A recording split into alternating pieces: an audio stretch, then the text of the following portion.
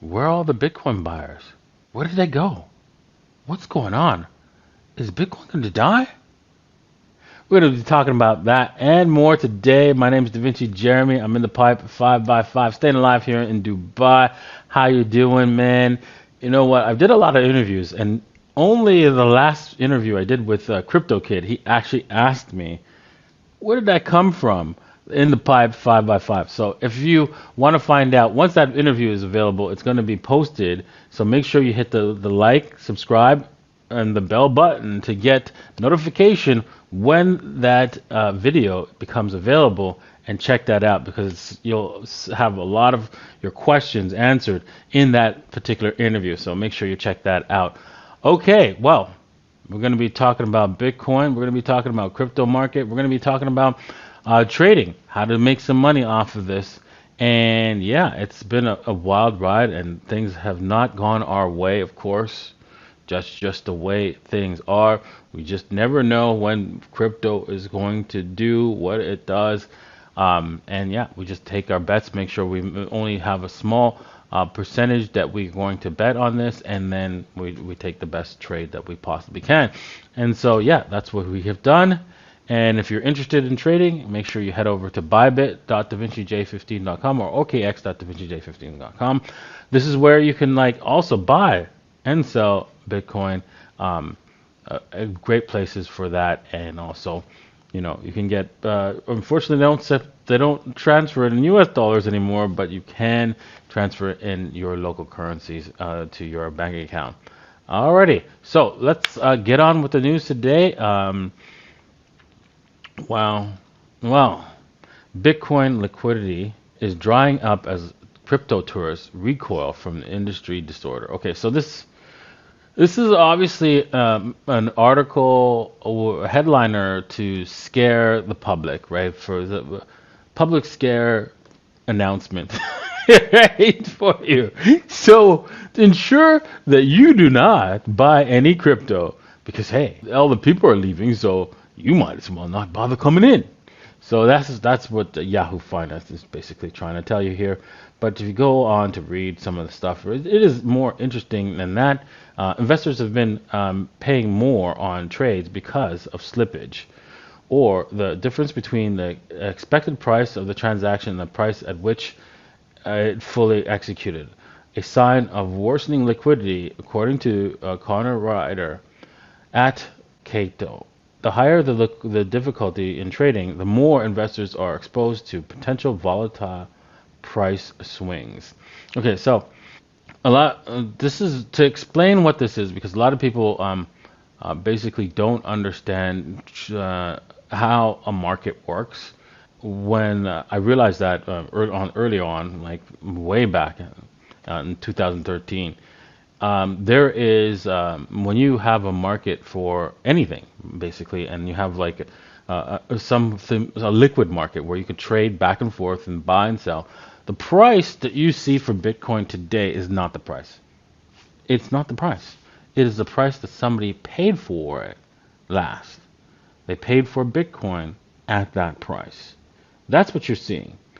So, can you pay for that Bitcoin at that price? The answer is no. Why?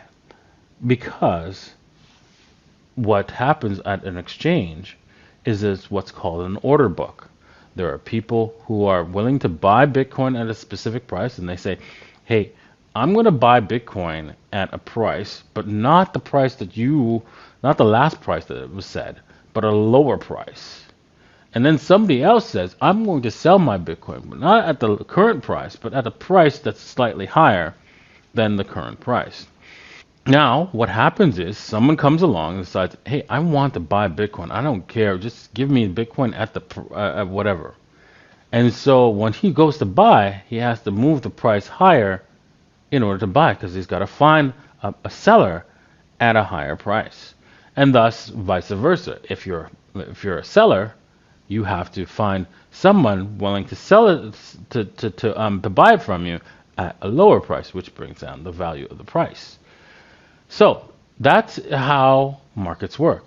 There's people who are willing to buy at a specific price, and it's usually lower, and people are willing to sell at a specific price, which is really higher.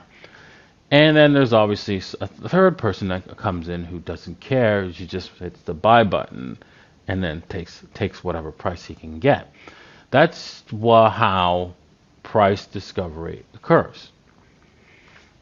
And so what they're saying is happening is that there's very few people willing to buy or sell closer to the current price.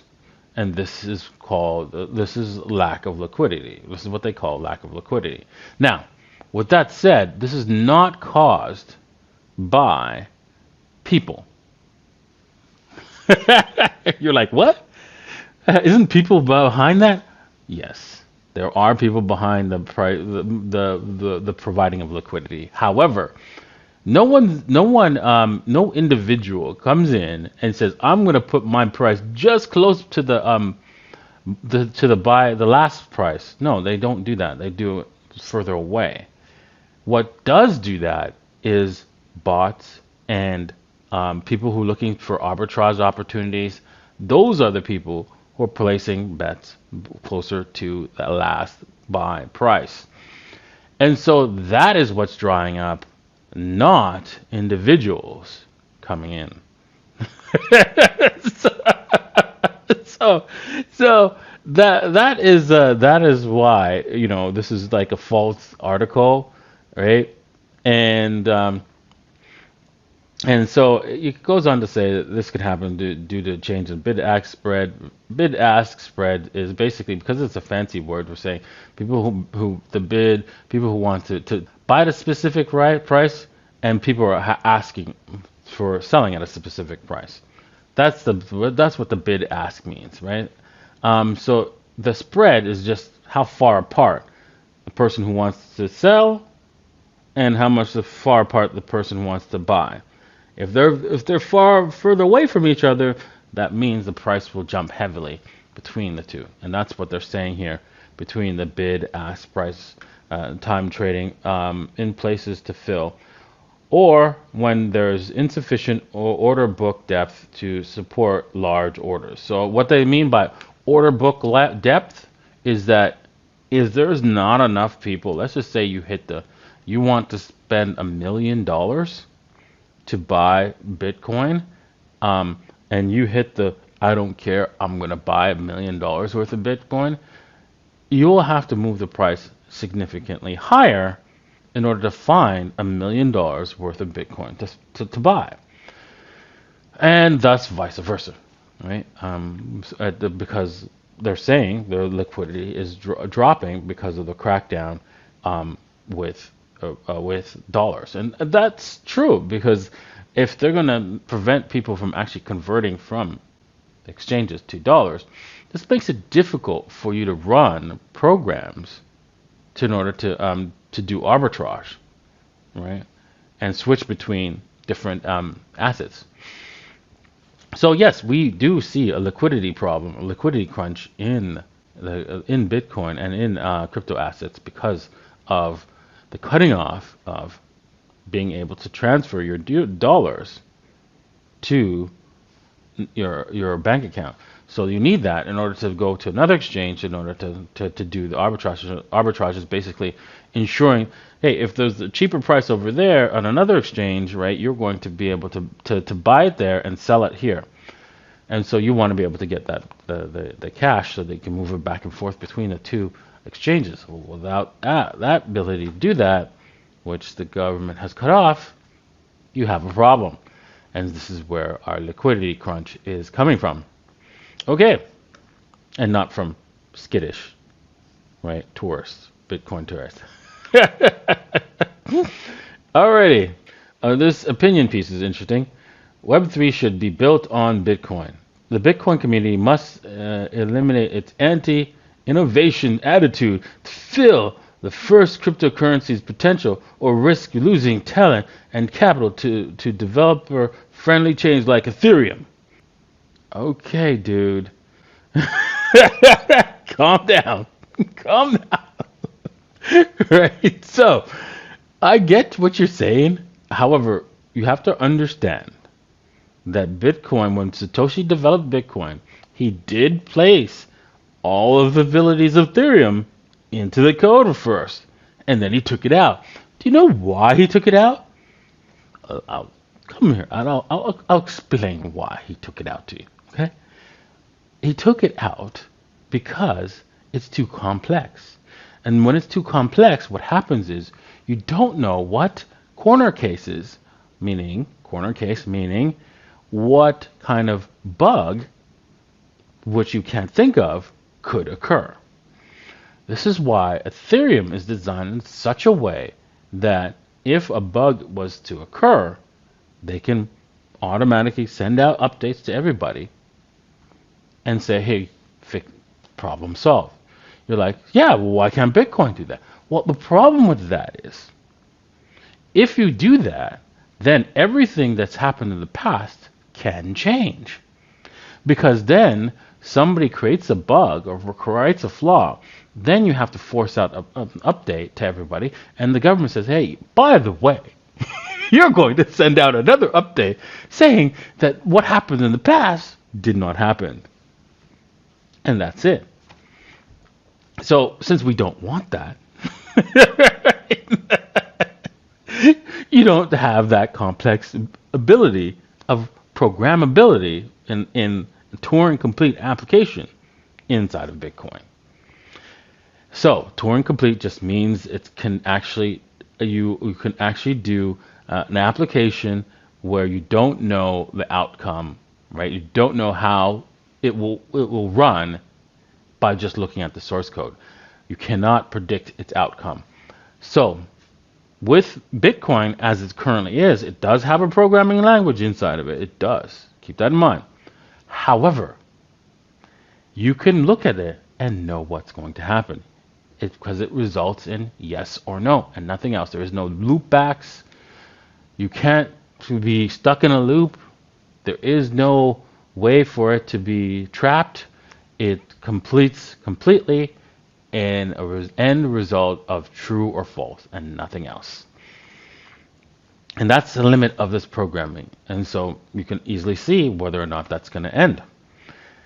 And you can't do that with Ethereum. That's why Ethereum has gas prices. So if you run out of gas, right, because it was constant looping, it stops the program from running.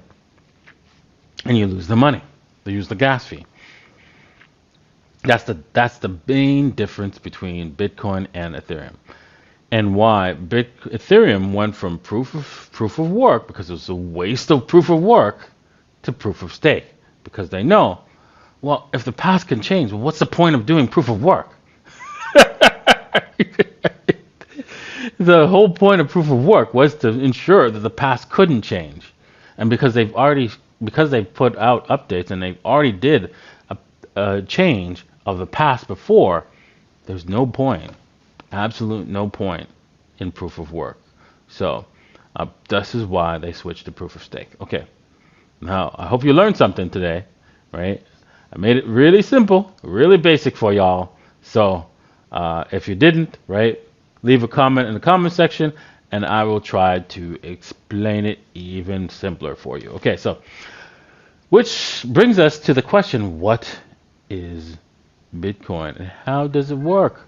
All right, so this article, right, goes in and talks about Bitcoin like you are a monetary theorist, you understand all the complexities of money. Because it goes down to it's accurate statement here where he says people once traded physical assets such as gold and silver for goods and services, but these were hard to carry and vulnerable to theft and loss. So banks offered to hold them for us and issued notes that proved the wealth we had in the bank. Eventually, the link between those notes and the commodities they represented was broken. Instead, government said the notes themselves had value. We trust banks to honor the value of our currency so that we can accept cash as payments and trust others will keep and accept it from us. A cryptocurrency is essentially a digital version of cash that exists outside the established framework of national governments and central private banks. It enables two people to exchange it or buy and sell without the likes of Westpac or NAV.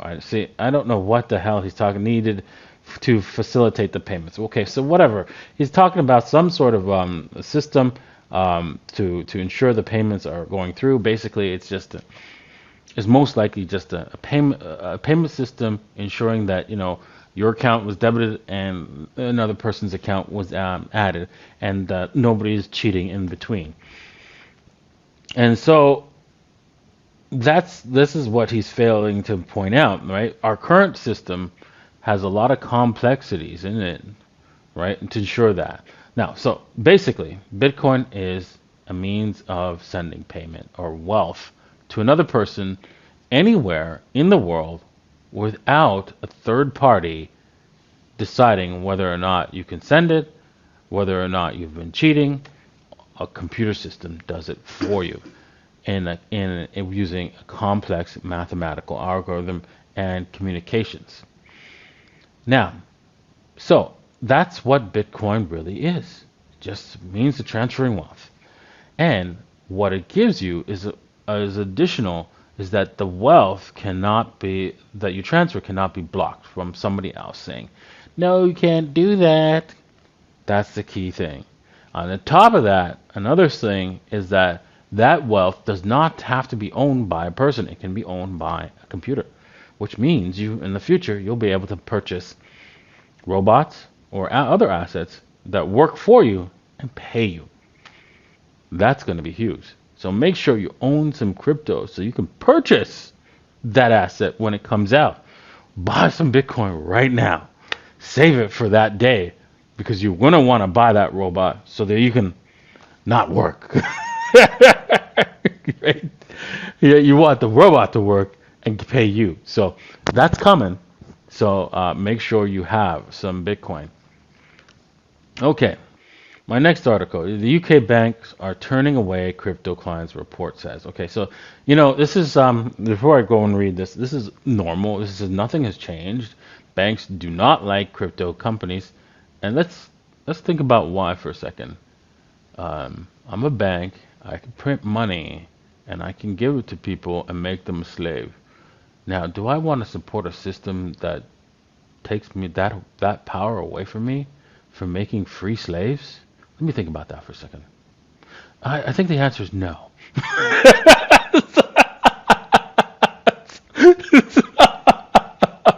So obviously, you're going to make it difficult for businesses to do that. So, what? Okay, so crypto companies are facing difficulties accessing banking services in the United Kingdom, according to the multiple sources interviewed by Bloomberg. The few banks still working with crypto firms are requiring more documentation and information about how they monitor clients' transactions. Challenges include having applications rejected, accounts frozen, and overwhelming paperwork. Yes, dude.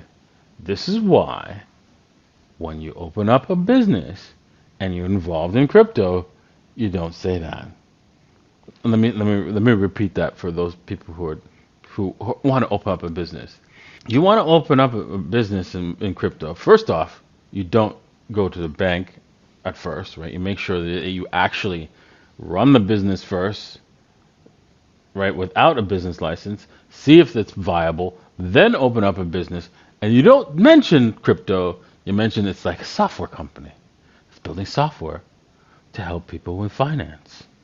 All right, that's it, right? You keep it simple. Right? If you talk about, anything but crypto when you mention it in your paperwork, right? And so you just don't talk about crypto at all. You always dance around it. And then you find somebody who's in the bank who understands, yeah, I know what you're doing, but okay, as long as you put the paperwork saying this is not crypto, it will go through. And that's how it gets done. It's hard. That's the world we live in. but hey, we have to survive with the current game, right? We know that A, we're building something that's going to destroy the banks, so B, they're not going to want to support that. Call them crazy. Alrighty, moving on. I hope you guys are having fun. I know I am. Okay, Bitcoin under Satoshi Nakamoto could have been security too, XRP holder's lawyer says. Okay, let's see this. Let's read what this guy has to say. If Satoshi had offered to sell 100,000 Bitcoin for $100,000 when he was the only one of the Bitcoin miners, it would have been considered security and offered for unregistered security, John Delton believes. Yeah, that's quite possible, but he didn't. So there's a difference, right? So because he didn't, that means you can't call it a security. End of story. Alrighty. With that said, I want to talk about Fitburn. I want to tell you that they have integrated AI into their burn to earn application. So yeah, it's going to be an interesting news kind of system where you're going to be able to work out, make money, and ensure that your health stays strong and have fun. So make sure you are part of Fitburn AI today. Alrighty. So let's head over to the charts. Oh my goodness. We're looking for a blast off here. We came back and oh my god. No takeoff. Once we created this M kind of pattern, that was it. The break of this level here was the indication that, hey, we're breaking down, and that was that. If you took it along, you should have looked out, kept an eye on this. If you're positive, make sure you move to the you move your stops to break even, and then you would have been walked away without getting stung on this trade here. I was telling you to do a long down here, and yeah, it did work out for a bit, and no, that's it. The same thing happened to Ethereum, basically, but we'll talk about that in a second. And right now, we are struggling to stay above this trend line that I've drawn for quite some time here. Now, this trend line, if we break it, that's not good. And if we break the support levels here, yes, it's adios muchachos. We're probably headed to like 25K. But it's not the end of the world. Bitcoin, the chances of it, you know what, honestly, I really thought the chances of it breaking through right away seemed a little bit low, but hey, I felt that with the bullishness of it, maybe we can push through. We can really push through with all the sellers coming in, but no, just you can see it's just not happening. And so with this M pattern showing up here, you can see where we're going, right? Where we're going, right, is clear as day. And just keep in mind when we're in a bullish stance, not all M patterns were going to work out for your to your benefits. So if you want, you can say, okay, let's just take it from here, and you can see that this thing, right, when we break, let's just do the candle bodies just to be on the safe side. We're breaking through this these supports like nothing. So make sure if you're going to take this short trade, right, make sure that if we break through this first resistance, you move your stop to break even, because Bitcoin could reverse on you. And most likely, I would be careful. Even though Bitcoin is reversing down here, I would say we don't hold the trade, open up the trade down here. You open up the trade a little bit lower, a little bit higher. So let's just do that. Short. So we're going to assume that this is the top. That's the top. We're going to do 1-to-1 risk to reward ratio. We're going to take this back down to so that we get a 2-to-1, and instead of entering at the normal location, we're gonna move this up a little bit so that we have a little bit of space for it to come back up, right? For as a because they like to do scam wicks higher. like whoosh, and then go. So let's just move this up even further, like so that this wick does not get taken out. So there we go. So a little bit higher, and that's where our entry is going to be. What makes the most sense, and probably at the top of these wicks would probably be the best thing to enter at, because that's another location for them to wipe out traders, right? At the top of these wicks here. So yeah, so this would be your best entry point right here. So wait for that to occur. Don't jump into this trade, because we are in a bullish sense. So yeah, let's let Bitcoin do its thing. If it goes just dumps down, that's fine. You could either add to put in like 1% on the trade right now here at this entry point, and then add up to 5% at this point, and then that would be pretty safe trade here all the way down to so it takes you to the first support level. So nice and safe, nice and easy trade there. Okay. Once again, if you're interested in trading, you could do so by heading over to bybit.davincij15.com or okx.davincij15.com, where you can get a huge trading bonus. Oh, by the way, actually, Bybit is doing another trading bonus for the first 50 people who come in, put in $100, right? They can get $30 trading bonus as well if they go KYC and they do one particular trade. So yeah. Go ahead and do that so that you can get your $30 bonus. Okay. All right. So looking at Ethereum is pretty much the same. And yeah, this is kind of scary. This is 1, 2, 3, 4, 5, 6, 7, 8, 9 times that this is pretty much like hit. I forgot this one. This is like 10 times actually that this is hit this resistance level and failed. That's just that's brutal. Like it's like nope. Every time we get up there, nope. There's like somebody with lots of Ethereum and somebody with lots of Bitcoin at the same resistance level saying nope. So are those people?